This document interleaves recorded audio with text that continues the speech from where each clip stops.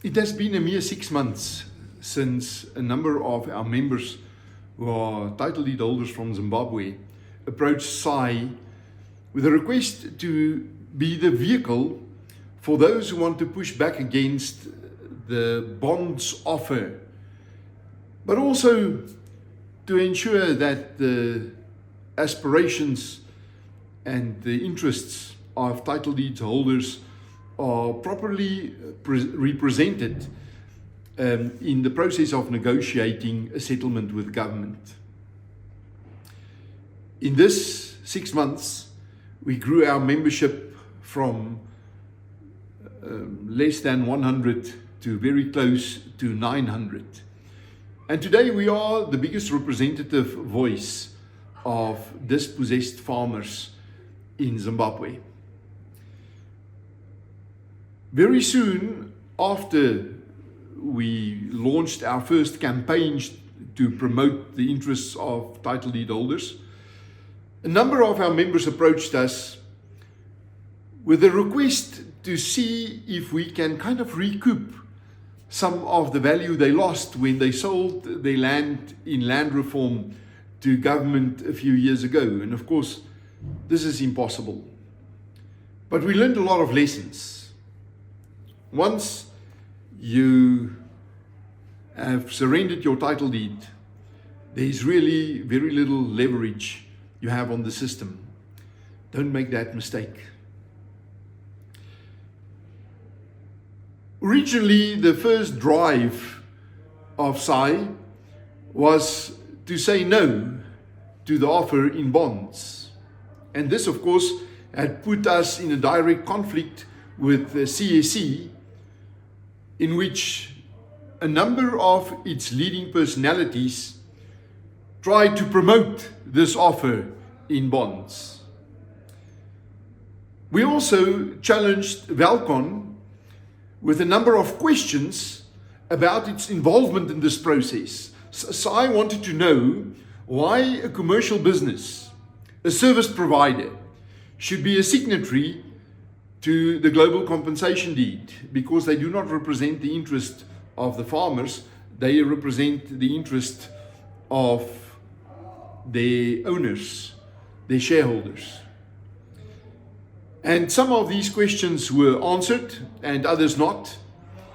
But in the process of challenging both the involvement of Valcon as a business and also payment in bonds, Valcon decided, in a partnership with CSE, to embark on a poll to renew its mandate or to establish its mandate. And they did not notify SAI about it. When we learned about it at the last moment, we also launched our own poll. Actually, Valcon launched 2 of those, and it is still unclear why they terminated the first one and started with the second one. But we ran ours concurrently, and different to that of Valcon, the SAI vote was completely transparent. As you vote, you could also see the impact of your vote, and you could see what the results are. And 1% of those who took part in our vote came out in favor of payment in bonds, and only 5% felt that there is still a future for the global compensation deed. 95% said the global compensation deed should be terminated and a new deal should be negotiated. But on the Valcon vote, close to 50% of those who voted were in favor of payment in bonds and had a strong belief in the global compensation deed. And when we had these 2 very different outcomes, we asked Valcon to have an audit of these 2 votes by an independent, credible auditing firm, so that we can see where the discrepancy comes from. And although Valcon agreed to it, up to today, months later, they have not responded to our proposed terms of reference for this audit. So when title deed holders and other stakeholders, even embassies and foreign governments become skeptical about the integrity of that poll, it is because of the lack of transparency and the lack of this audit. Hence, we are keep on pushing for this audit.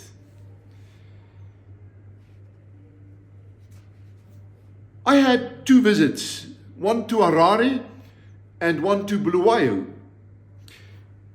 in which those who attended were very clear in their rejection of both the payment in bonds and the continuation of the global compensation deed.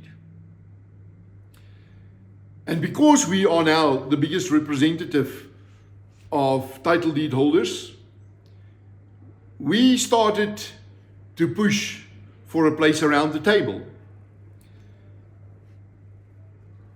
But there was general consensus amongst stakeholders and foreign governments, especially in the West, that one should wait until after the elections before we renew the engagements with government.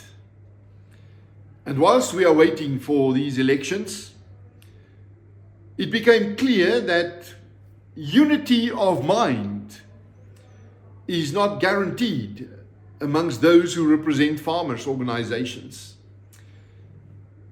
Of course, there will be different structures, but when it comes to unity of mind, there's a big difference between the approach of SAI and the approach in CSE. For one, we rejected the bonds while CSE actively promoted it without a mandate. Secondly, there's nothing for SAI in negotiating a better deal. There's nothing financially for us. We don't take any commissions. No one will pay us for it. Our membership dues is enough. Whilst there's a big financial benefit for those who are currently negotiating the deal with government, and we are very concerned about that. We are very concerned about the involvement of those in the CSE in setting up structures to serve as a conduit for payment, a conduit between government and the dispossessed farmers. There is a big difference in our attitude towards Zadira. CFU and CSE pushed really hard to have Zadira lifted, whilst in SAI, our argument is that once the trade restrictions is removed, there is no incentive for the Zimbabwean government to pay their farmers. Hence, we called for Zadira to stay in place until such time that the farmers are satisfied with free and fair compensation. And of course, we are much clearer about what we wish for, what the outcome of this process should be. Equal citizenship, restitution, which goes along with equal citizenship. There's no reason why Matabele farmers or white farmers cannot also own farmland. And we need free and fair compensation. But in the meantime, the CSE got reconstructed. And in this process, SAI was not notified or involved in any way. The big question is, why would the CFU not involve SAI with 900 members and with a proven capacity to test their mandates? Why would they not involve SAI in the CSE? I can tell you why. Because SAI will most definitely ask questions about commissions and profits and structures to serve as a conduit for the money. That is why. SAI will not allow that destitute farmers and those who have suffered for more than 20 years after they were dispossessed of their farmland, that they would put less in their pockets because a few would benefit from it. So it came as no surprise that they would not involve SAI.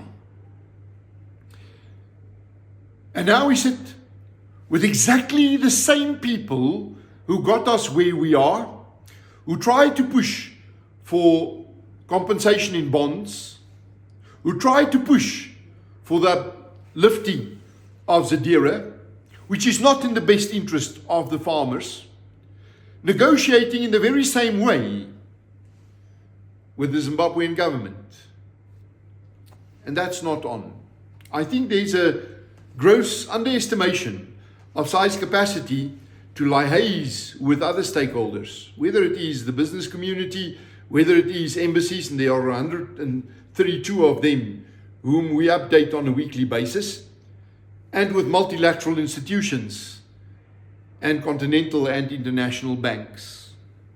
But in the run-up to the elections, a mere 3 weeks away from the elections, SAI is today very concerned about the agenda which is being driven by those who has been reappointed to negotiate compensation with the Zimbabwean government without a proper mandate from the farmers themselves. If I was a leader in the CFU, I most certainly would have made sure that there was more transparency, more involvement, that a future deal would cover the interest of more of the title deed holders.